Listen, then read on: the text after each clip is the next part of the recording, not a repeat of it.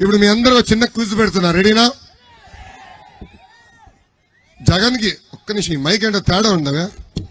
ఇంపడుతుంది వెనకాల బానే మంచి దీని సౌండ్లు పెంచు. డబుల్ కట్టాం కదా స్పీకర్ డబ్బాకి, సౌండ్ పెంచమా? ఇప్పుడు మీ అందరికీ ఒక చిన్న క్విజ్ పెడుతున్నా.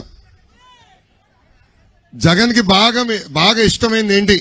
మొదటి ఆప్షన్ డబ్బులు, రెండో ఆప్షన్ ప్యాలెస్లు, మూడో ఆప్షన్ బూతులు.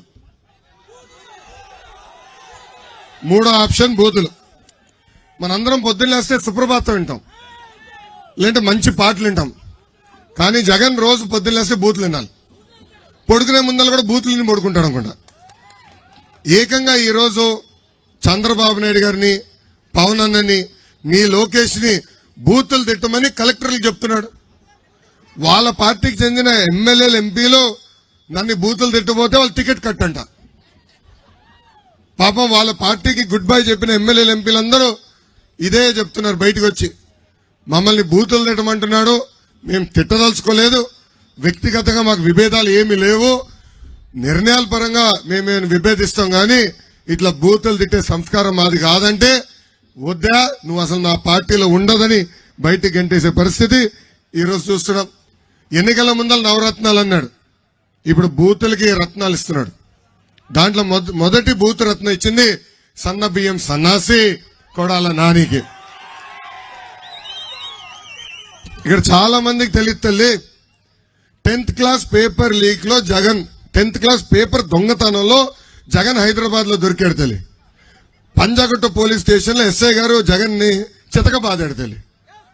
అలాంటి వ్యక్తి నాడు నేడంటే అందరూ బా ఏదో చేస్తాడు అనుకున్నాం. గత 5 ఏళ్లుగా 32,000 పాఠశాలల్లో ప్రారంభించిన పనులని ఎక్కడున్నా అక్కడ ఆగిపోయినాయి. ఇది ఎంత కంట్రీ అయ్యాడంటే, మనం కట్టిన భవనాలకి రంగులేసి ఏదో ఇతను పనులు చేశాడని చెప్పుకుంటున్నాడు. ఈరోజు ఏకంగా విద్యని మన పిల్లలకి దూరం చేస్తున్నాడు ఆంధ్ర రాష్ట్ర ముఖ్యమంత్రి సైకో జగన్. 117 జియో తీసుకొచ్చి తల్లి స్కూల్స్ అన్ని కలిపేసి విద్య మనకి దూరం తీసుకెళ్తున్నాడు. దీనివల్ల డ్రాప్ అవుట్ రేట్లు, అంటే చదువుతున్న విద్యార్థులు చదువు మానేసిన సంఖ్య ఈరోజు దక్షిణ భారతదేశంలోనే ఆంధ్ర రాష్ట్రం 1వ స్థానంలో ఉంది.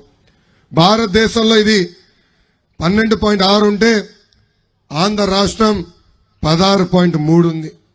చూడండి ఎలాంటి పరిస్థితి వచ్చిందో.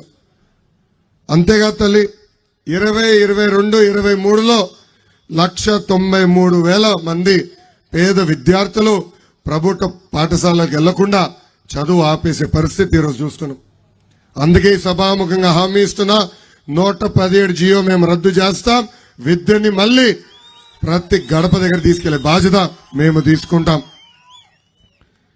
ఇక్కడున్న ప్రజలందరూ కూడా గుర్తుపెట్టుకోవాలి, ఆనాడు ప్రభుత్వ పాఠశాలల్లో టాయిలెట్లు కానీ, భవనాలు కానీ, ప్రహరీ గోడలు కానీ, డిజిటల్ క్లాస్ రూములతో సహా తీసుకొచ్చిన ప్రభుత్వం తెలుగుదేశం ప్రభుత్వం.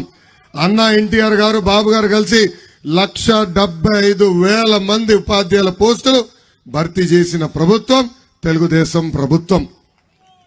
జగన్ ఈ మధ్యన పదే పేదలకి ధనవంతుల మధ్యన యుద్ధం అంటున్నాడు.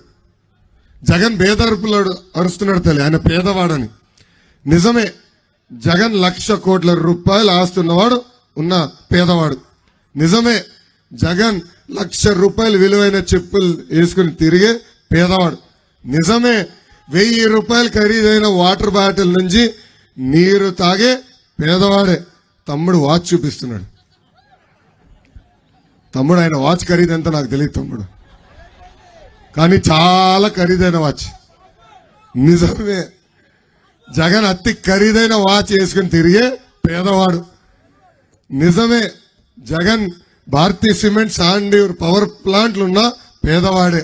నిజమే, జగన్ సాక్షి టీవీ, సాక్షి పేపర్ ఉన్న పేదవాడు. అంటే చూడండి తల్లి, ఆయనకు ఒక శాపం ఉంది తల్లి, అబద్ధం చెప్తే క్షమించాలి, నిజం చెప్తే తల 1000 ముక్కలుగా పగులుతుంది తల్లి. అందుకే ఏనాడు నిజం పలకలేడు తల్లి ఆయన.